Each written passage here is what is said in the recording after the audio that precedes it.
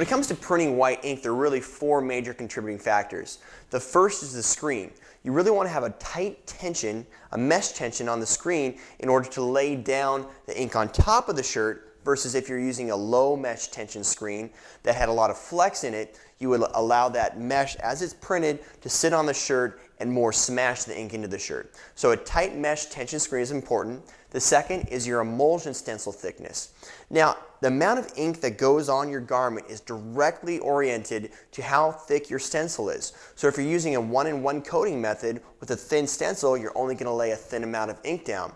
During the printing process, it's physically impossible to lay down more ink than the thickness of your stencil when you're just passing one stroke across the screen. So what you want to do is you want to make your stencil thicker. You do this by coating 1-in-1, letting the screen dry, coating the outside of the screen one more time on the outside with the thick edge of the scoop coater, letting it dry again, and then coating it 1 or 2 more times depending on the stencil thickness that you want. The third is going to be the squeegee pressure and angle, and we're going to show you that later as we start printing. And the fourth is going to be the type of ink that you're using. You want to use opaque ink, but you don't want to use a real robust ink that's hard to work with. You want to use an ink that's going to be creamy, soft, and easy to use without having to reduce it, which then cuts down your opacity. So first, let's talk about mesh tension. We have a 110 mesh screen. Now when you're doing a white plate, you typically want to use a lower mesh, like a 110 mesh, 156 mesh if you want some detail, and maybe even an 86 mesh if you have just a block image.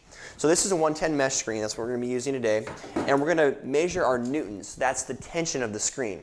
Now the newtons of your mesh on a good screen is going to be like at least 22 to 24, optimally maybe 25 to 28. 20 will work. But if you're down in the teens, you're going to have problems with the opacity. Now, it's still going to print fine, but let me give you an example. We were at a trade show. The first trade show print that we set up is actually going to be the image that we're doing today. The first show was in, I think it was Fort Worth. The print looked beautifully. I did 2 passes, 1 hard stroke, 1 more angle stroke, and it came out extremely opaque without even having to flash it. We also thickened our stencil up, as we'll show later. 2 shows later, did the same thing using the same screen, the same stencil thickness, and the same ink, and we were not getting an opaque enough print to not flash it and then having to print it again. That was directly due to the mesh tension. Over the course of 2 months sitting in a hot trade show crate in a warehouse, that mesh really relaxed, and we went from 23 newtons all the way down to 14, and that's where we lost the quality of that image without having to flash. So this screen right here, this is a Newton meter. We're going to measure it, and this is looking at about 24, 25 newtons depending on the side of it. It's going to be very tight and optimal for printing. Next, we'll talk about the coating. When you're coating your screens, typically you're going to coat it once on the outside and then once on the inside, and you always want to let the emulsion rest on the outside of your screen. That's why you coat the outside first, then the inside second, which pushes the emulsion to the outside of the mesh. You also want to always let it dry in the down position. Now to build your stencil, you can't coat the screen all at once. You have to do it in steps, because if you coat it all at once with emulsion, the emulsion is going to drip off and fall down, and you're going to have a mess. So what we're going to do is coat it 1-in-1, which this screen's already coated. Then we're going to coat it another time on the outside, and then we're going to let it dry again, and then also coat it a 3rd time on the outside. And when we do these multiple coats, there's 2 sides to this scoop coater. It's the thin side, or the sharp side, and there's the round side. We're going to be using the sharp side to do the 1-in-1 coating method, and we're going to be using the round side to do the additional coating methods to build up that stencil thickness. If you're setting up on an automatic press, for a long run, you probably want to do a 2-in-2, and then a 2-in-3 for your thicker stencil, which we'll discuss later with multiple screen printing on an automatic versus the manual, where we'll just be using 1 screen. So with this screen, we've already coated it 1-in-1, let it dry, then we coated it another time on the outside using the round side of the scoop coater, and this is going to be a 3rd coat on the outside using the round side of the scoop coater. I didn't put a lot of emulsion in the scoop coater, so I'm just going to let the emulsion slide to the screen surface. And when I'm doing these multiple coats on the outside of the screen, I'm not going to press hard. I'm going to release some of my pressure, because I want the emulsion to more sit on top of it versus pressing into it like I would on a 1-in-1 coating method. So once we got emulsion contact on the mesh right there, We'll do a fairly quick stroke. And our goal for this, I'm not going to do the whole screen, but our goal is going to be thickness. So I really want to lay a lot on. And I'm going to do a second one right now to kind of even everything out.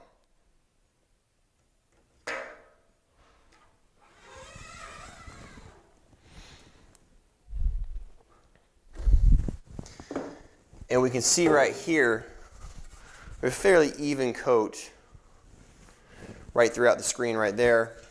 And now we'll put it back on the drying rack to dry.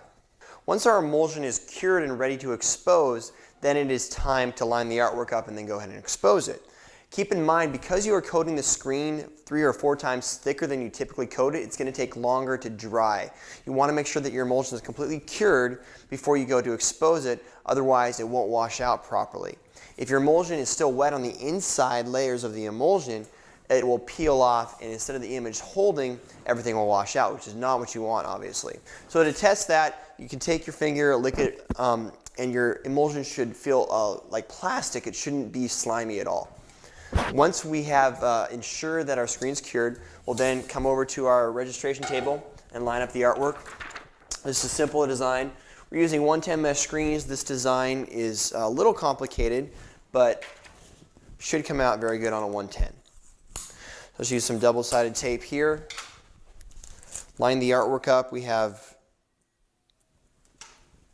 center crop marks, so using a registration table, it makes it really fast and easy to line up.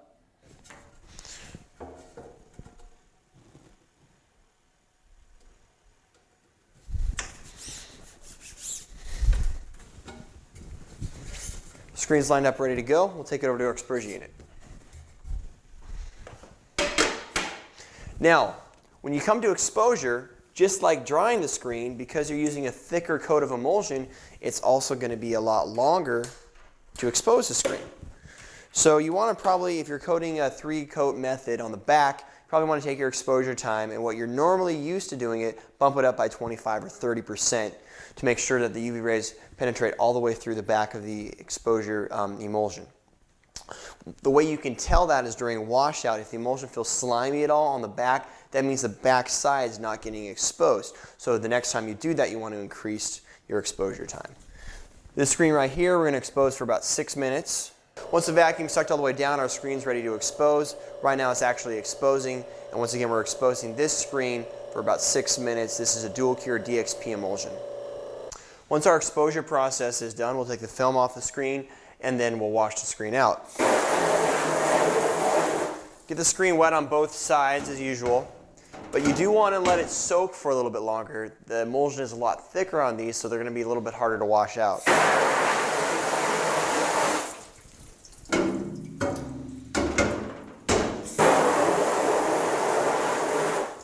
You really want to see your image fully developed on the screen before you go to wash out. You don't want to see drips coming through the screen.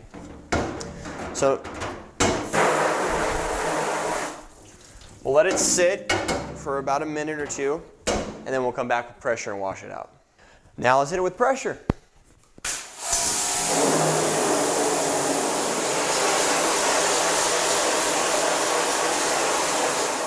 When your screen's washed out, you should definitely notice the stencil thickness in the emulsion. Also, you want to let the screen dry, blot with newspaper on the inside to prevent any diazo from dripping back down into the screen, and then also post-harden it for about the same amount of time as you exposed it after you actually let the screen dry. So post-hardening it would be either putting it out in the sun or putting it on your exposure unit. Once our screen has been exposed, been washed out, dried, and then post-hardened, let's take a closer look so you can actually see how thick the stencil is on this emulsion. Now we're ready to print. First, let's take a look at the ink. We're using the Ryonet white ink. A lot of times white ink is extremely thick and hard to print with because the opacity needed to show up well on a dark garment. Ryonet white is especially made for Ryonet Corporation by International Coatings, and it's a blend of certain inks that they make that we've made specially formulated for our company. It's very creamy, very easy to work with, but still you have awesome, great opacity. So you can see even on this screen how creamy this ink is and how easy it is to work with versus a lot of other whites on the market, but still you don't lose any of that opacity by reducing down one of those other whites to make it this creamy. Now, before we print, let's talk a little bit about the squeegee. We're going to be using an ergonomic squeegee, and then the print process. We're going to do this print without flashing, so we're going to do 2 passes. The first pass is going to be a fairly hard angle with the squeegee, probably at 80 degrees, and a lot of force, pressure to get the fibers of the shirt encapsulated and give a base for our second pass, which we're going to angle the squeegee more and more set the ink on top of the shirt versus trying to force it in it. Let's pull the shirt up.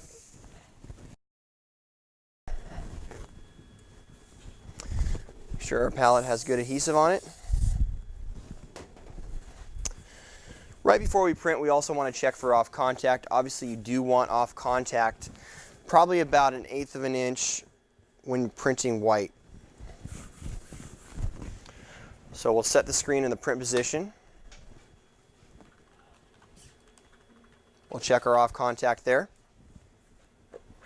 And now let's print.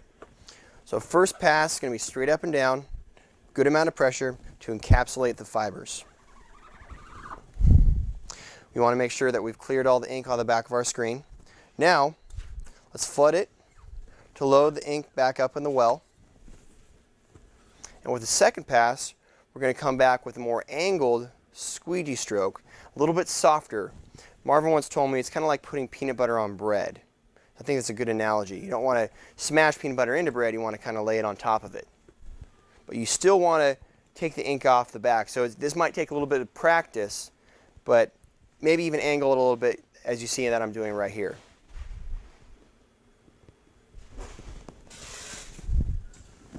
So now let's take a look at our result. This is only 2 passes without a flash.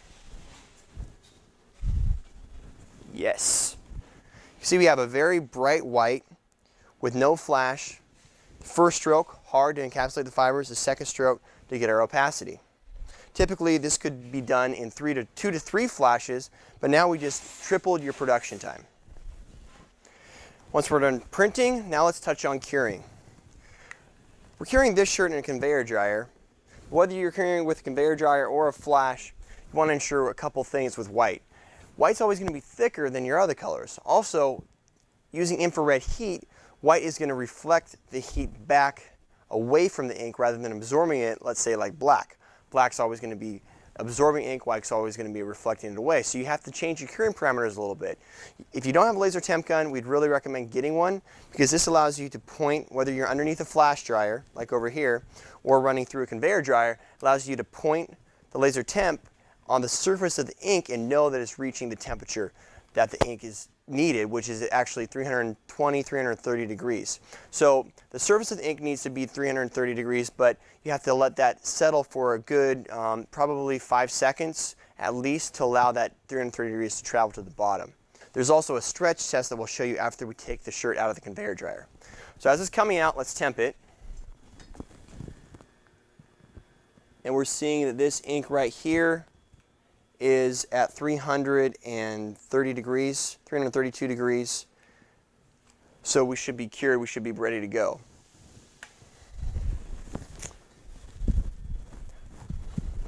You can actually smell plastisol also after it's cured. It has kind of a pungent odor to it. Now we'll talk about the stretch test. The stretch test, plastisol, especially when you have a thicker coat of plastisol like white onto the garment, it should stretch, it should not crack. So if we tug on it just slightly, it should stretch with the shirt and it should not crack. So as you can see right here, we're fine, it's stretching, and we're good to go. Now, depending on the mesh you use, the ink could have a different feel. So if you do want a softer hand, there's some soft hand additives that we have you can add into the ink, or you can use a little higher mesh. You can also put it underneath a heat press using a Teflon sheet for about 5 seconds. That'll really soften out the ink and give it a much shinier sheen versus sometimes a little bit more rougher sheen. One other thing I wanted to touch on is we did this print manually. This is a manual press, manual squeegee obviously, so you can actually physically control the angle of the squeegee and how hard you press. So the first one we're doing pretty hard, straight up an angle, and the second one we're change the angle obviously to get the opacity built up on the ink. With an automatic press you can't have that functionality because the squeegee pressure and angle is set on each head. So with an automatic press what you can do is you can actually use 2 different screens. One with a more up and down angle. Then you could flash it. Then a couple stations later, to allow that screen, the ink to cool down, you can use another screen with a little bit thicker stencil and a more angled stroke, maybe a little bit more softer stroke too, like we saw in our manual machine. So you can accomplish both either with automatic printing or manual printing. We're pretty much done now. Thanks for watching the video on printing white. We hope this has taught you guys some stuff and also will help increase your production times, cut down those 3 or 4 times you're having to flash white right now.